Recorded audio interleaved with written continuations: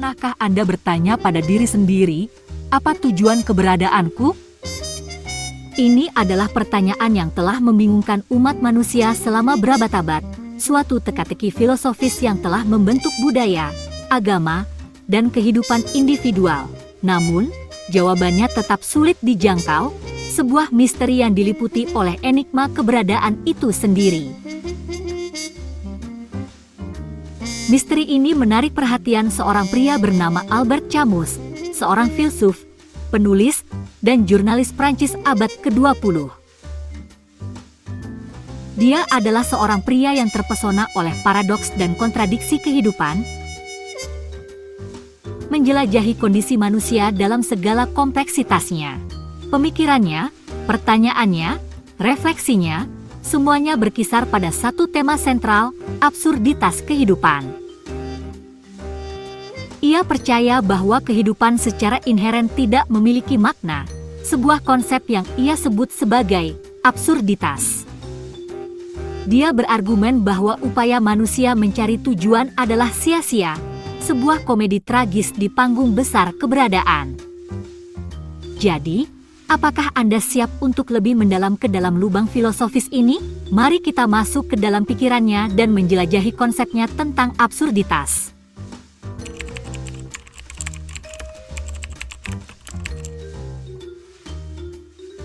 Seorang pria dengan banyak bakat selalu mempertanyakan tujuan hidup dalam karyanya.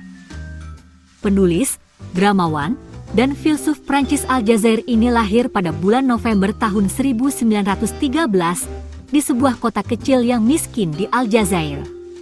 Ayahnya meninggal ketika dia masih bayi, meninggalkannya dan ibunya yang tuli membisu untuk bertahan dalam realitas keras kemiskinan.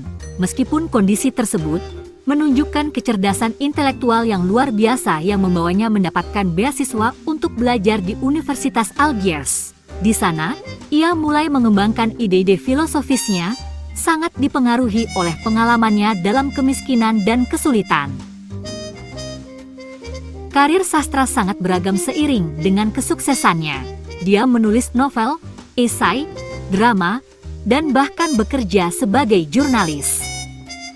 Di antara karyanya yang paling terkenal adalah Orang Asing dan Wabah. Keduanya mencerminkan ide-ide filosofisnya tentang absurditas dan ketidakbermaknaan hidup. Namun, apa yang membuatnya benar-benar mencolok adalah kontribusinya yang unik terhadap filsafat.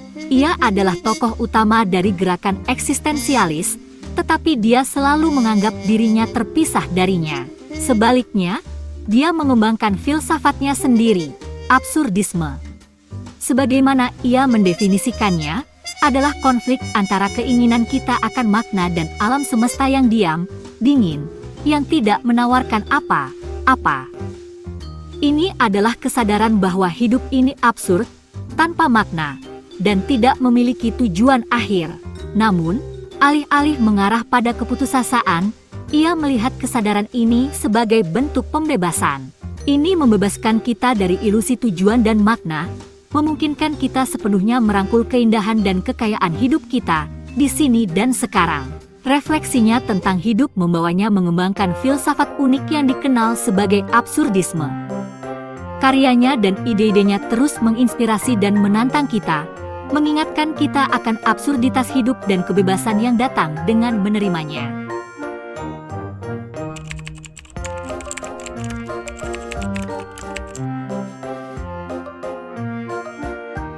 Apa itu absurdisme? Mungkin kita bertanya-tanya. Nah, mari langsung memahaminya. Absurdisme adalah pandangan filosofis yang berasal dari perjuangan manusia untuk menemukan makna dalam dunia yang tampaknya tidak bermakna. Ini berkaitan dengan konflik antara keinginan kita akan keteraturan, tujuan, dan signifikansi dalam hidup, dan sikap acuh tak acuh alam semesta. Istilah itu diciptakannya yang melihat hidup sebagai pengejaran tanpa akhir akan makna, suatu perjalanan yang secara inheren sia-sia karena alam semesta, menurutnya, kekurangan makna. Absurdisme bukan tentang keputusasaan atau sikap sinis, meskipun demikian. Lebih tepatnya, itu adalah seruan untuk merangkul absurditas keberadaan kita dan tetap hidup. Sekarang, Kita mungkin bertanya-tanya, bagaimana hal ini berkaitan dengan kondisi manusia? Nah, pertimbangkan ini. Setiap hari, kita bangun, melibatkan diri dalam rutinitas kita, mencari kebahagiaan, kesuksesan, cinta, makna. Namun, kita mendapati diri kita menghadapi kekosongan. Tujuan yang kita kejar, impian yang kita pelihara, hubungan yang kita bangun, semuanya ini bisa tampak tidak bermakna dalam gambaran besar kehidupan. Itulah kondisi manusia, pencarian yang konstan, tanpa henti akan makna di tengah absurditas hidup. Tapi inilah keindahannya.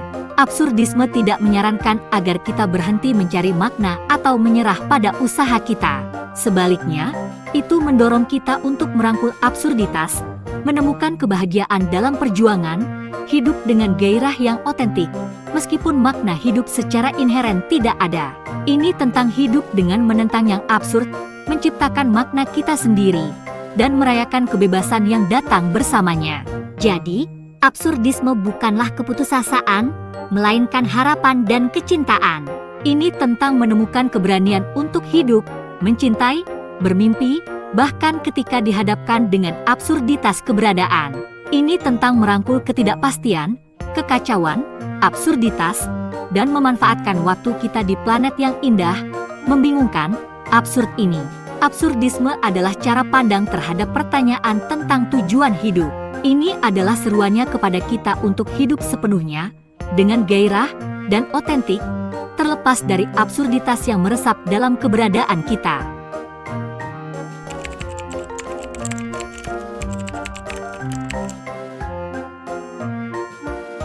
Sekarang, mari kita lihat bagaimana ia menerapkan pemikiran absurdisme dalam teater. Tidak hanya seorang filsuf tetapi juga seorang dramawan. Karya dramanya berfungsi sebagai kanvas bagi renungan filosofisnya, menjadikannya lebih mudah diakses dan konkret bagi penontonnya. Teater adalah laboratorium filosofisnya, tempat di mana dia bisa bereksperimen dengan ide-ide dan melihatnya menjadi hidup. Naskah-naskah dramanya seperti Caligula dan The Misunderstanding larut dalam gagasan absurdismenya. Caligula, sebuah drama 4 babak, berkisah tentang turunnya Kaisar Romawi ke dalam kegilaan setelah menyadari absurditas hidup. Ini mencerminkan keyakinannya akan ketidakbermaknaan inheren hidup dan sia-sia dari usaha manusia. Karakter utama, Caligula, menggambarkan manusia yang, dengan mengakui yang absurd, memilih untuk hidup dengan gegabah, menunjukkan potensi destruktif dari kebebasan mutlak. The Misunderstanding, di sisi lain, menampilkan aspek lain dari absurdisme. Ini menceritakan kisah seorang pria yang pulang setelah bertahun-tahun, hanya untuk dibunuh oleh ibu dan saudara perempuannya yang gagal mengenali dirinya. Drama ini mencakup ironi tragis dari eksistensi dan ketidakmengerti kondisi manusia, prinsip-prinsip sentral dalam pemikirannya. Dalam kedua drama tersebut, karakter-karakter terjebak dalam dunia tanpa rasionalitas dan logika. Perjuangan dan konfrontasi mereka dengan yang absurd digambarkan dengan jelas melalui dialog-dialog intens dan situasi dramatis. Karakter-karakter tersebut, meskipun berusaha keras mencari makna, akhirnya dikalahkan oleh irasionalitas dan ketidakdugaan hidup. Teater bukanlah semata-mata bentuk hiburan. Ini adalah cermin yang dihadapkan pada penonton, memaksa mereka untuk menghadapi absurditas keberadaan mereka sendiri. Drama-dramanya adalah perjalanan ke dalam ruang terdalam kesadaran manusia, sebuah eksplorasi dari enigma keberadaan. Jadi, apa yang bisa kita ambil dari pemikirannya? Tentu saja, lebih dari sekadar gambaran suram tentang sia-sia kehidupan. Mereka adalah seruan untuk merangkul yang absurd, untuk hidup dengan gairah dan otentik, meskipun makna hidup secara inheren tidak ada. Melalui teater, ia dapat menyampaikan ide-ide filosofisnya dengan cara yang menarik dan memprovokasi pemikiran.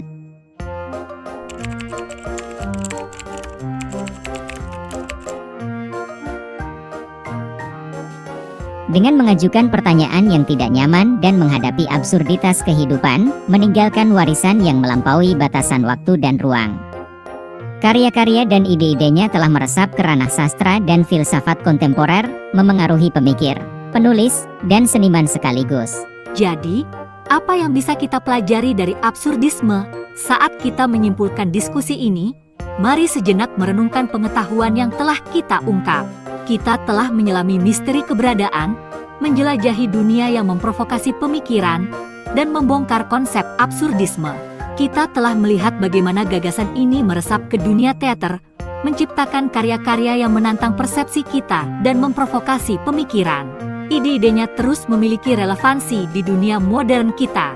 Di era ketidakpastian dan perubahan cepat, filsafatnya mendorong kita untuk menghadapi absurditas kehidupan secara langsung, untuk merangkul ketidakbermaknaan, dan menemukan tujuan kita sendiri di tengah kekacauan. Ini adalah pesan yang kuat yang beresonansi dengan banyak orang, menawarkan perspektif unik tentang kehidupan. Saat kita bergulat dengan misteri keberadaan, gagasan absurdisme sebagai pengingat bahwa perjalanan kehidupan, dengan semua absurditasnya, adalah perjalanan yang layak diambil.